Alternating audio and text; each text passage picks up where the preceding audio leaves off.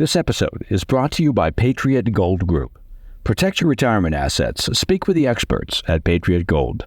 As you may have heard me mention in the past, well, they've been the top-rated gold IRA dealer for 7 years in a row. Think about that. That's a lot of years in a row. Go to patriotgoldgroup.com or call 1-888-621-3856 for a free investor guide.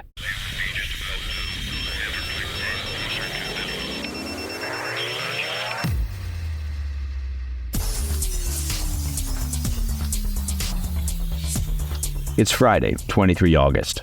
Welcome to the President's Daily Brief. I'm Mike Baker, your eyes and ears on the world stage. Let's get briefed. We'll start with a look at the latest strikes and counterstrikes between Israel and Hezbollah as the terror group releases footage of their underground tunnel network in Lebanon, raising concerns that they're preparing for a wider conflict. Later in the brief, while Kyiv has found success with their incursion into Russia's Kursk region, progress has slowed, and now the Russian military is advancing on a critical city in the Donetsk region in eastern Ukraine. Plus, Venezuela's top court has officially ratified dictator Nicolas Maduro's widely questioned victory, I use that term very, very loosely, in the country's July 28th presidential elections, sealing institutional backing for his regime as the U.S. considers a slew of fresh sanctions. Well, I, for one, am shocked that the country's top court, controlled by Maduro, would decide that Maduro was actually the winner. I mean, despite receiving several million fewer votes than the opposition, simply shocked. And in today's back of the brief, Hamas leader and 7 October mastermind Yahya Sinwar, who has regularly bragged that he's happy to sacrifice himself to the cause, is demanding that any ceasefire include guarantees that Israel won't try to kill him. What a tool. He's called dead Palestinian civilians necessary casualties, while he hides like a rat in the Gaza tunnels and now wants to make a ceasefire dependent on his own safety. But first, today's PDB Spotlight. Fighting has intensified along the Israel-Lebanon border as the IDF trades strikes with Hezbollah militants who continue to vow retaliation against Israel over the 30 July deaths of Hezbollah deputy leader Fuad Shukr in Beirut and former Hamas chief Ismail Haniyeh in Tehran. On Wednesday, Hezbollah sent a barrage of 50 missiles and drones into Israel that struck homes in the Golan Heights, leaving one person with shrapnel injuries. Israel responded with targeted strikes on more than 10 areas across southern Lebanon, hitting weapons depots, military buildings, and a launcher used by Hezbollah. With the threat of a potential wider conflict looming on the horizon, I wanted to take a moment to look at the military capabilities of the Iranian-backed militants. Now, Hezbollah recently released a video documenting their expansive secret tunnel networks inside Lebanon in a move seen as a direct warning to Israel of the challenges they might face should a full-scale war erupt, and that's according to a report from France's AFP. Now, while AFP has not been able to verify the authenticity of the footage and cannot rule out the possibility that its computer-generated imagery was used, the 4.5-minute video titled "Our Mountains Are Our Storehouses" shows large-scale underground tunnels big enough to house a whole convoy full of trucks. In the video, trucks can be seen transporting missiles and launchers through one of the tunnels, but regional experts warn there are likely dozens more. A retired Lebanese brigadier general told AFP the footage shows, quote, how deep, how large, and how complex the tunnels are, and how difficult or even impossible it would be for Israel to reach them, end quote. The underground networks are described by Hezbollah's backers in Iran as, quote, missile cities, many of which are thought to be located under the Jabal Amal mountains in southern Lebanon. While Israel has known about the existence of the tunnel networks for many years, most were thought to be designed for only a small number of fighters. But a Hezbollah expert at the Tel Aviv-based Institute for National Security Studies told AFP that the tunnels shown in the latest video, quote, completely dwarf those earlier man-sized bunkers.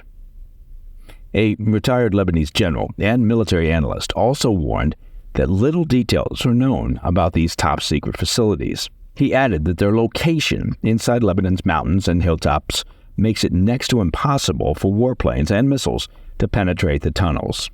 Still, experts with the Institute for National Security Studies said the IDF has a lot of experience dealing with Hamas tunnels inside Gaza and that they could apply a similar strategy regarding Hezbollah's tunnel network.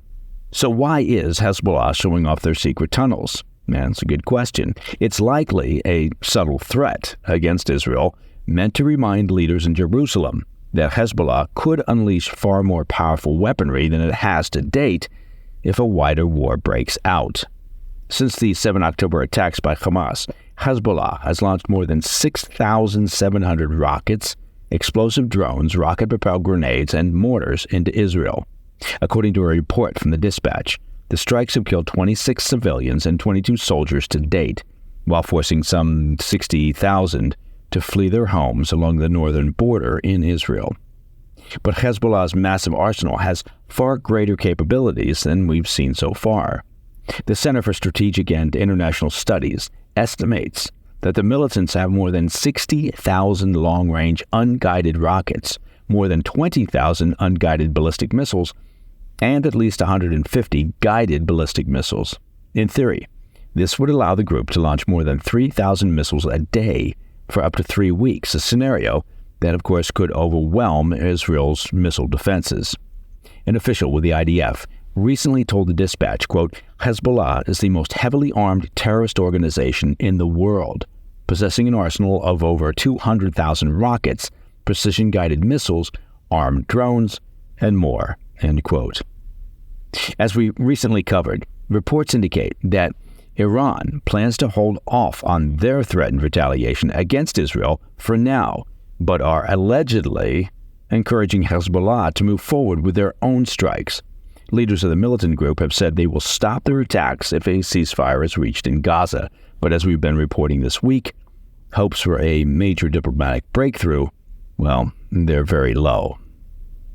All right, coming up after the break. Despite the success of Kyiv's incursion into Kursk, the Russian military is advancing on a critical city in the Donetsk region in eastern Ukraine.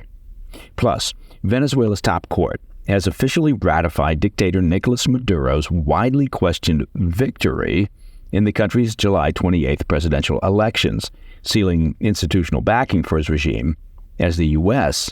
considers a slew of fresh sanctions. We'll have those stories when we come back. Welcome back to the PDB. Continuing our coverage of the front lines in the Ukraine-Russia conflict, Ukraine's surprise cross-border incursion on August 6th in western Russia has slowed, with troops now only making minor gains. On another front, Russia's advance in Ukraine's eastern Donetsk region has gained momentum, putting Ukrainian forces in a difficult position as they struggle to defend multiple positions with limited resources.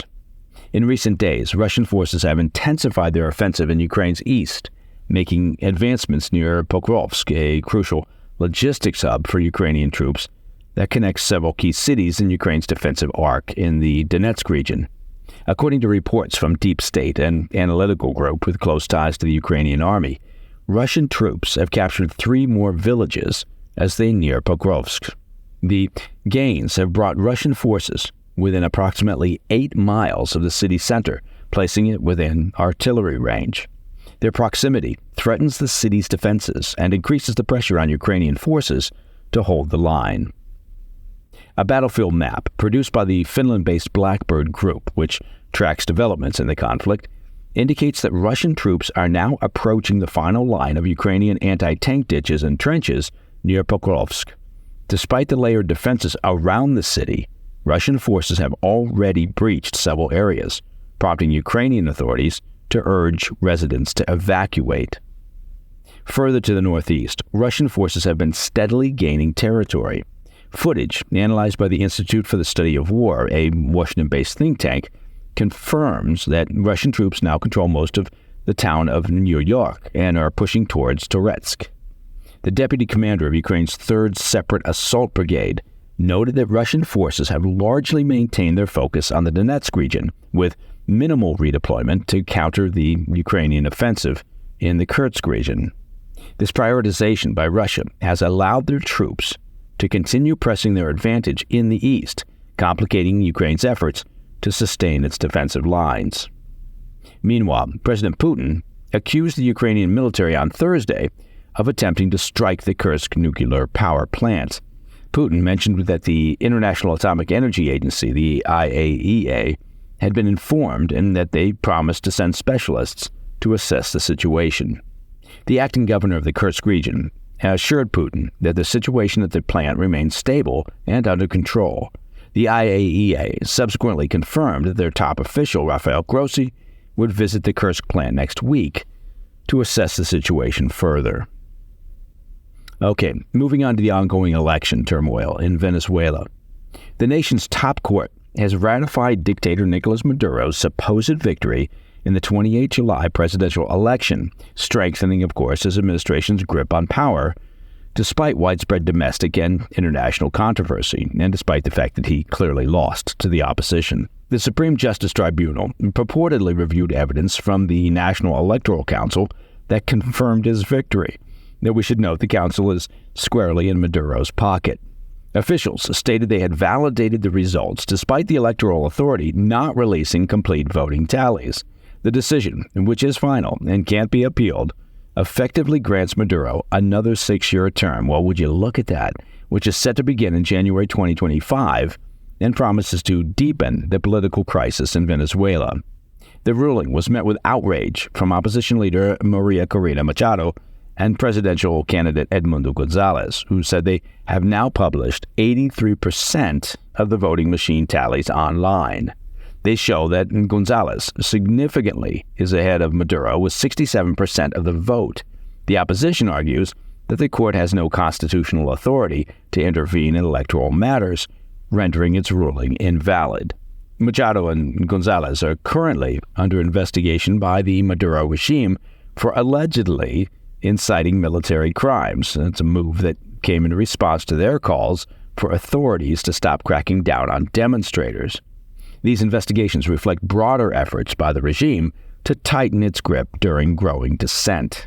Tensions in Venezuela continue to escalate, with widespread public outrage leading to the deaths of at least 23 protesters during anti-government demonstrations since the election. According to the UN, over 2,400 individuals have been arrested. Maduro's regime has labeled the protesters, here's something unusual, as extremists and fascists. There you go, further intensifying the rift between the government and its critics. The Maduro regime's defiance of international calls for transparency has not deterred support from its allies, with Russia and China offering congratulations on his re-election. Of course they did. Despite this, the international community at large has largely condemned the election results.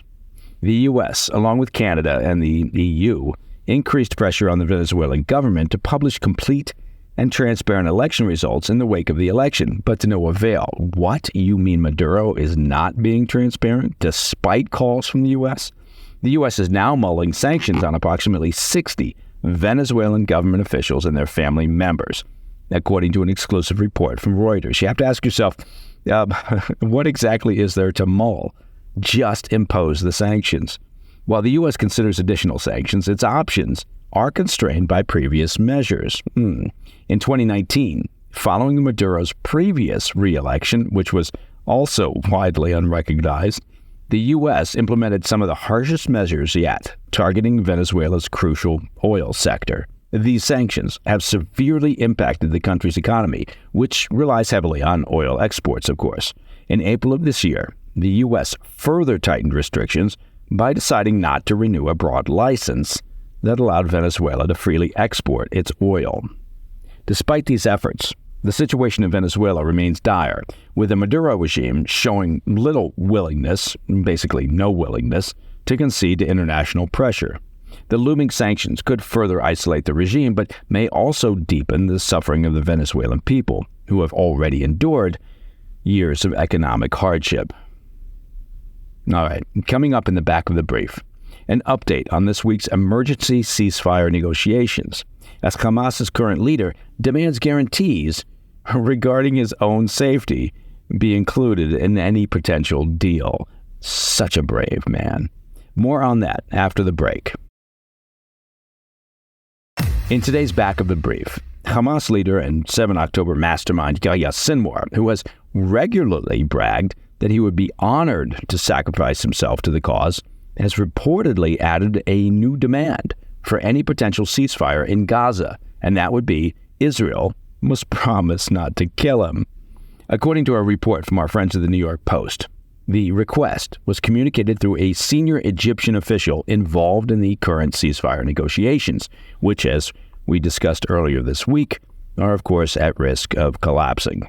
The unnamed official said the terror chief intimated that if Israel is willing to submit to this demand, meaning his own personal safety, a ceasefire remains possible.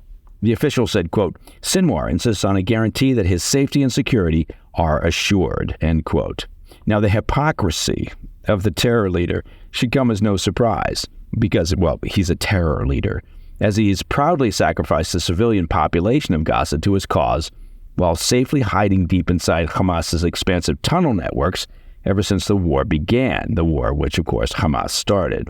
Leaked messages reported by the Wall Street Journal in June revealed Sinwar's callous disregard for the plight of Palestinians, as he told mediators in Egypt and Qatar that he viewed the deaths of civilians as, quote, necessary sacrifices. Sinwar, who was also known by the nickname the Butcher of Khan Yunis, was officially named the new leader of the terrorist outfit on August 6th, following the death of their political chief in Tehran on July 30th. Regarding the current ceasefire talks, Hamas appears intent on undermining the negotiations. They're not participating directly and continue to demand that Israel agree to a previous proposal submitted by the terror group in early July that, of course, favors their interests. When it comes to his life, Sinwar has good reason to worry. Following his rise to the top leadership post, Israel vowed to kill him for his many crimes.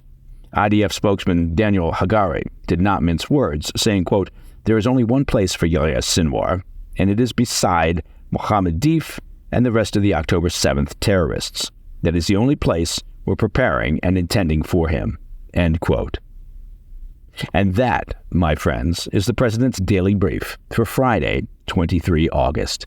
If you have any questions or comments, please reach out to me at pdb@thefirsttv.com. Of course, to listen to the show ad-free, become a premium member of the President's Daily Brief by visiting pdbpremium.com. It could not be easier. I'm Mike Baker, and I'll be back later today with the PDB Afternoon Bulletin. Until then, stay informed, stay safe, stay cool.